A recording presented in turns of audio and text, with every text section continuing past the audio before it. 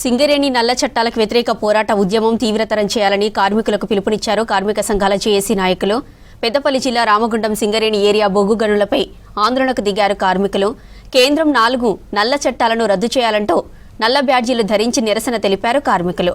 ప్రభుత్వ రంగ సంస్థలను ప్రైవేటు పరం చేస్తూ మోదీ సర్కార్ కార్మికులను బానిసలుగా మారుస్తుందన్నారు జేఏసీ నేతలు.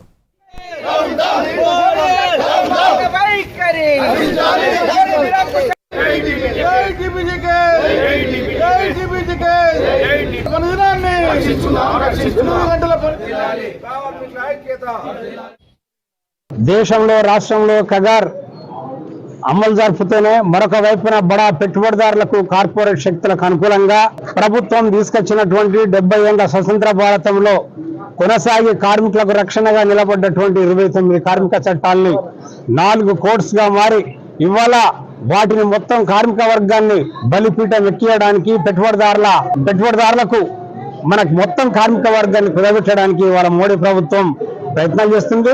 మొన్న 22 నాడు ఆల్రెడీ నోటిఫికేషన్ ఇవ్వడం జరిగింది. ఈ నోటిఫికేషన్ వ్యతిరేకిస్తూ దేశవ్యాప్తంగా ఆందోళనలు కార్మిక సంఘాలన్నీ కూడా ఉద్యమిస్తున్నాయి.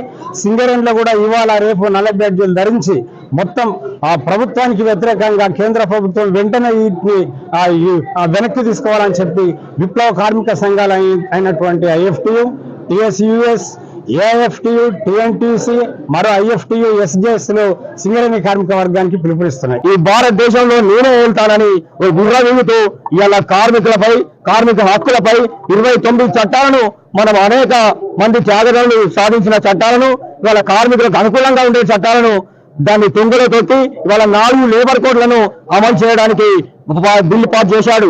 అదేవిధంగా ఈ 4 కోడ్లను వ్యతిరేకిస్తూ భారతదేశ వ్యాప్తంగా పోరాటం చేస్తాం.